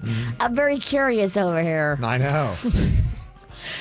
There's another crazy unhinged person. This woman in Utah got arrested after she strangled a man because she was angry and, quote, wanted to feel powerful. Oh What did he do? Jeez. Great question. What did he do to make her strangle him? I just need to hear that part too. Apparently, they'd just been arguing, and she told cops she did it because she's angry, wanted to feel powerful, and they said, well, you can't do it. So she got arrested for assault and domestic violence. I guess she didn't kill him, but... I want to feel powerful. I just want to choke someone out. You know. It's actually hard to strangle somebody because I've tried. If they are bigger than you, and chances are, she's probably got smaller hands, he's probably got a bigger neck. I've tried to strangle a guy before, and he just laughed because I couldn't get my hands around. really? And I was putting everything I had into it. Here- Just know I gave it 100% effort. Will you do me? Let's see what let's just see how. Let's see what you You're got. smaller than him. Bigger heart. Bigger heart. I mean, I don't want to kill you, so I don't want to really hurt you. I really wanted to hurt him. You're making a lot of claims over there about choking. Yes, I want to yeah. see how it is. I'm just telling you, in my experience, if you want to choke out a guy and Yeah. you're a girl, make sure he's the same size as you or smaller, because if he's bigger, it's hard. I've been there. These are great choking tips you have here, Virginia. You should write a blog on this. You're welcome. People would they'd actually use them. That'd be a popular blog. You can't do it. I mean, if he's that big, you can't. It's weird. I have heard stories. I watch a lot of murder specials. When a murderer is committing their first or second murder and it is by strangulation, sometimes they're caught off guard by how hard it is to strangle. Even a person that's smaller than them, to your point. Really? Yes. They think that the person's dead and they come to. It's a tough process for some people.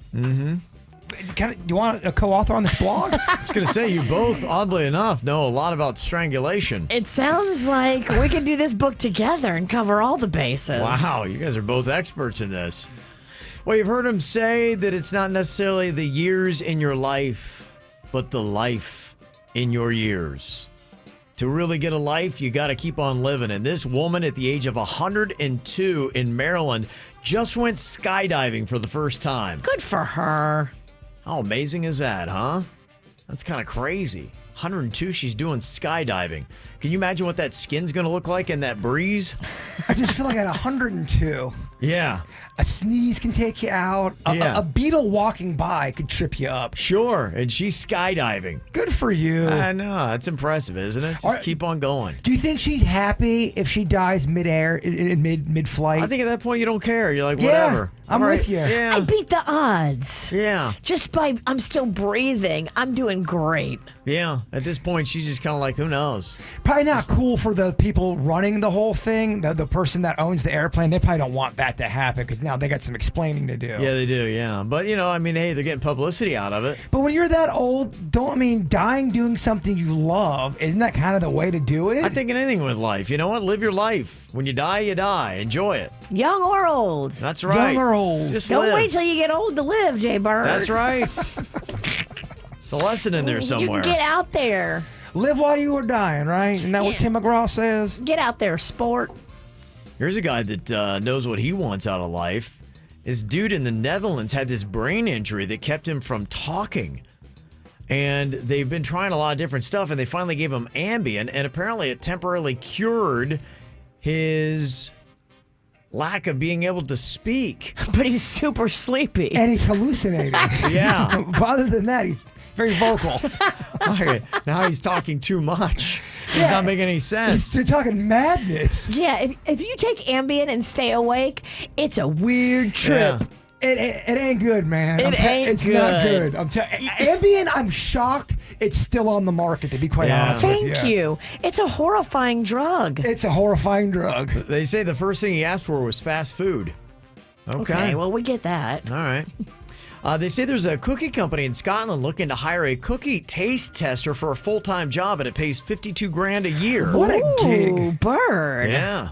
Cookie taster. Well, moonlighting as a cookie taster? How good are Scottish cookies? Anybody ever had a Scottish cookie? I feel like any cookie for $52,000 a year is awesome. Mm-hmm. Any cookie, even the Fig Newton. I don't mind a Fig Newton. Of course your fancy ass doesn't mind a Fig Newton. Yeah. I like fresh made Fig Newtons, though. I don't particularly care for the ones in the grocery store. Never had one. I like a fresh Fig Newton with fresh fig spread. Oh, Where do you get that? I'll make you one. Okay. Fancy Pants Groceries. It's in Tequesta. That's where she Okay. gets all of her groceries. Well, goes. I have fresh fig spread in my fridge right now. Anytime someone says the term fig spread, you know that they're a fancy ass. Yeah, right. Fig spread. What are you talking about? Figgy Smalls? Yeah. I will give you fig spread, and you will take back all your bad things you just said about fig. Never. Okay. Well, if you would like $200 in fig spreads, you got a chance for it for the KVJ Workday Grocery Giveaway. We got a name for you coming up. Who is going to win $200 in free groceries? We'll find out next.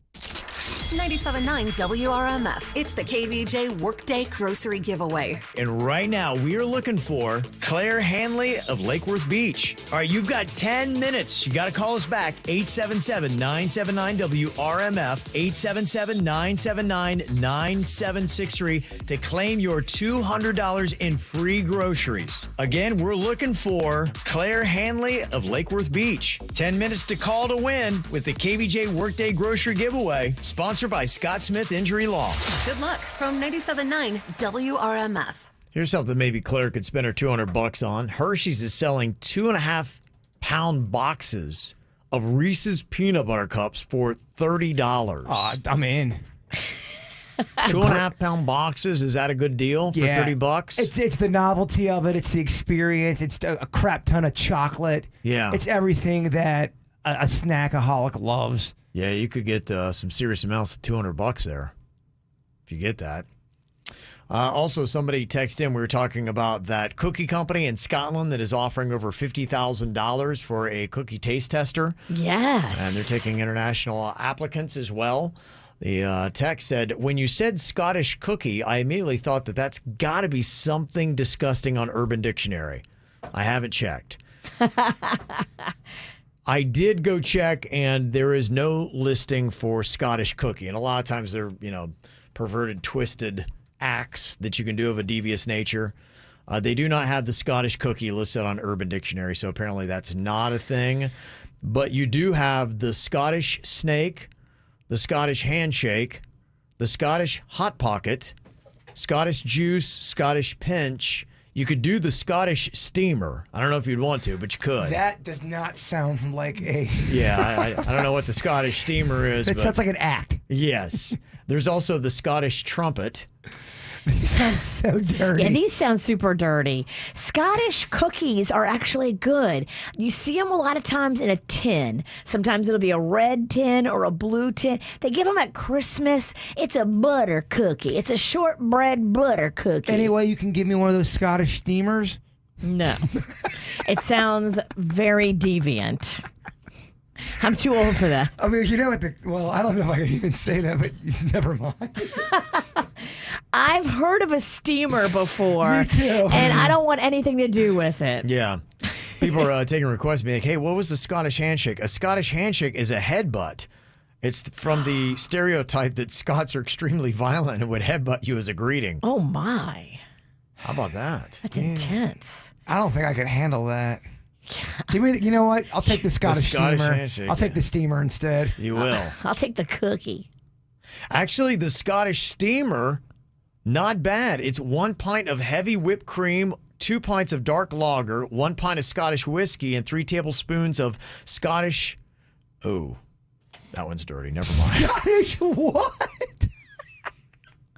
I got so into it, I almost just read it. I almost did an Anchorman. Come here. You can read it. You sold me. Yes. The last little part of that, I was like, Is it bodily fluids? I mean, that's not that bad, kid. Okay. You would drink it? Well, I guess it depends on what she looks like. I don't even think we could allude to what it is. Wow. I'm like, oh, no, this is very innocent, actually. Never mind. After the show podcast, but I will say the last ingredient... Kevin's, it's definitely out there, but it's not as bad as Kevin's making it seem like. Okay. Huh. If you know the girl and you're into her. Scottish trumpet, that is when one blasts several consecutive toots in a row without stopping. Okay. All right. Some fun stuff in there. All right. Any other requests? I'll be happy to look it up for you. Are we able to go over what that is on the podcast? Yeah, we could. Like I said, there's some fun terms that are on there. Just put Scottish in front of it. I want to find out what the Scottish egg is. I don't know if I do. After reading, I've heard of a Scottish egg. You have? Not as a sex move. Is this on Urban Dictionary or is it just regular? This is Urban Dictionary. I'm looking up the Scottish egg. Scottish egg is the act of striking a woman's breast with a wicker basket in order to produce a tartan pattern as like on a Scottish kilt. Okay. I got a different Scottish egg. Oh, no. I actually got Scotch egg. Scotch eggs are delicious. Yeah. That's a hard-boiled egg wrapped in sausage, and it's lovely. Yeah, I think Scotch egg and Scottish egg are just different things. He's right. They are very different. I don't want a Scottish egg. No, you do That sounds not. painful, and it sounds like a crime. I'll read what it is. You do not want the Scottish egg, Virginia. Yeah. Or the Scottish steamer. Yeah. I would get down with a Scotch egg, though. You would? Okay. Oh, yeah. Scotch egg. Okay. Yeah, we're not going to go into Scottish snake. That's just... Don't. No, that's just not going to We've happen. gone too far. We have. Sorry. Oh, man, I think time has expired, correct? Are we done? Is it about there? No? Still got a couple minutes left? Okay, 1 minute left for Claire Handley of Lake Worth Beach. So if you know her, be like, girl... You better call quick. Claire. You're about to just give up $200 in free groceries. Yeah. Let's go, Claire. 877-979-WRMF. Time is a ticking. Hey, if you're not getting an easy $200, that's simple. And it's $200 somebody else could have got. You know what I'm saying? Right. You know what I'm saying? Do you miss the old classic MTV where they used to actually play videos? Remember that? If you do, you old. because MTV signed on in, 1983, I think it was, where Video Killed the Radio Star by the Buggles, and then they went on for probably a good solid almost a decade of just playing music videos, and then somewhere in the 90s they started putting in TV shows like The Real World and Beavis and Butthead, and then now, Spring Break, that's Yeah. what got me. I was glued to the TV when MTV started doing those Spring Break things, and I was like, I must go. Always fun. They You did wanna some be cool stuff. You want to be one of those dancing teenagers on there? It changed my perspective. It showed me, oh, this is how you can party. They really started getting crazy with the programming. I remember they ran a show called Sorority Life, and it was a reality show about a sorority. I remember I binge watched that for a solid day after a very, very tough And this was as a full-grown man in his 30s. No, I was in my early 20s. Early 2021-ish. Yeah. 25. To me, I was a reality TV fan on the first reality TV show, The Real World. I loved it. I thought it was really good and really real. And then it seemed by the third season that people kind of got it and it didn't seem as real. Oh, yeah, because it wasn't. Yeah. To me, Wait. if you want to see true reality TV, watch season 1 of The Real World on MTV. Sorority Girls isn't real? I think the first reality show of all time is from the 70s. Really? And the family fell apart after. Did they really? They made a movie about it. They run on HBO a lot. It's very fascinating. It's a whole family, like 8 of them. Yeah, it does. It ruins lives. Yeah, the husband was cheating on the wife. It was discovered through the reality show. If it's entertaining. Wrecked so many marriages. But that was the first one. You would love that movie. What's it called? I forget. I'll be able to find the literature for you, but it's really, really good. Well, if you missed the original MTV and you're always like, MTV went south when they stopped playing music videos, there's no M in the whole thing.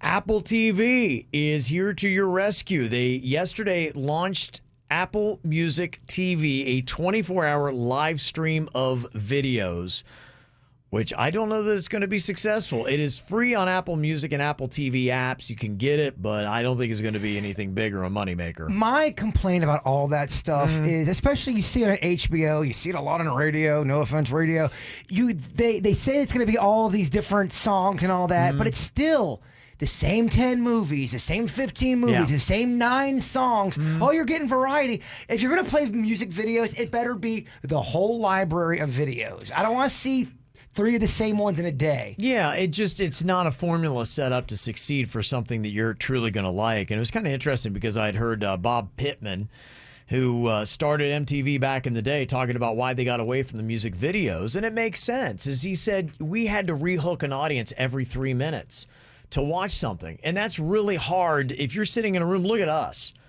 finding a song that a room full of people's like, yeah, keep this here. And then play another one 3 minutes later. He said it's a lot easier to hook somebody on a 30-minute program because then you've got them. He said you got to hook them one time for 30 minutes. He said if you do a song, you got to hook somebody like 6 or 8 times within that 30-minute span to keep the audience that you would on a regular 30-minute program.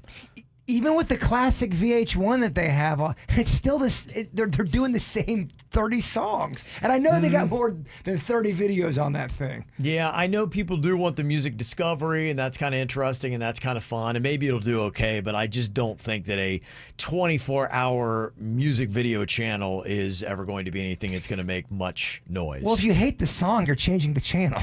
Well, and think about it now. When, the 80s were around, there really was just like the top 40, and that was about it. And now you've got alternative, and you've got hip hop, and you've got all these different country, all these different formats that are out there now that I don't think you can do a mass appeal thing and have it be great. And maybe they would do a different channel for each one, but it feels like that could easily be done on your YouTube or something else. Does country music videos, are they still over the top and depressing like they were back in the 90s? They were fantastic. They were littered with over the top bad acting and horrific tragedies in the video to the point you go, I thought this was just a cool music video that I'm watching. Yeah, I think they look a lot like the other music videos for the most part. I mean, your boy Travis Tritt had some real depressing videos that are amazing because the acting was so bad. over the top. I think it was just 80s. It was 90s. It was 90s 90s for the country. Yeah. Yeah. Well, there you go. If you want to dial it in, they're doing a lot of stuff actually on the Apple TV. I think I had seen that this year, if you love those Peanuts holiday specials that they have, think about that. The Charlie Brown special. Sure, for instance. everybody loves those. Yeah, that is only going to be shown on TV on Apple TV. You'll have to otherwise buy like the DVD or get it that way. I don't know if they're going to be showing it on CBS or ABC this year. Everybody loves those specials except for Charlie Brown because they treated that poor kid like dirt. Yeah, so there you go. Some updated TV news. In a minute, Jay Bird is going to hit you upside the head with his thought for the day coming up. KVJ Show is all over social media. Find us Facebook, Twitter, and Instagram. Around this time of year, I can imagine that a lot of people would like to watch the horror movies. I've got a son, my oldest, that loves the genre and is always watching creepy stuff that is on TV. And if you're looking for the scariest movie, if you go by heart rate, somebody has figured out that the scariest movie you can watch to get your heart a-pumping is a movie called Sinister. Sinister. They've deemed that the scariest horror movie of all time. Have you watched that, Bird? I think a long time ago. I can't remember. There's a couple movies with the word sinister in it, so Sinister 12. they do have a lot of those kind of movies. Boy, you guys dodged a scary bullet this Halloween. I was in the middle of doing a KVJ horror movie, and we had half of it filmed, and you guys are going to be in it. But my sister hurt herself, and I had to cancel the whole thing. All of that done. Oh. Half of the movie is done. Can you pick it up next year? We're gonna look a little different. I love it. Halfway through the movie, everyone's aged. What are you aging in dog I'm years? aging at an alarming rate, dog. See, unlike you, I read the comments. I can get you some Botox, dog. I'm gonna just go, I'm going to grow old ungracefully. Sinister's number one, according to the horror movie that got the heart rate going. It's followed by Insidious and The Conjuring. The Conjuring is one I speak highly of. In my opinion, the best ghost movie of modern times. Is it just one of those movies where they keep going bah and hopping out at you? No, and bah? it's a good story. The is, Conjuring, okay. I highly recommend anyone who loves ghost stuff and horror movies. That's a legit good movie. Really? Yes. Okay. All right. Well, there you go. That's the top three, they say, that will get your heart a-pumping. Sinister, Insidious, and The Conjuring. A lot of the ghost ones I find to be kind of the same. The Conjuring, Yeah. I felt like it was different watching it. What is that about? What is the premise? It's about ghosts, and there's the ghost haunting this woman and her child. It's very, very good. Okay. The way they shot it, the way they did it, Yeah. really gets you freaked out and scared. I was legit on the edge of my seat with that one. Okay. I know you guys don't like that kind I of hate stuff. that feeling. No, I hate it. I hate that feeling. hate It's it. one of the worst feelings ever. But I love Halloween. I love spooky decorations Yeah. and music, and I love tricking it out, and I love jumping out and scaring people and all that.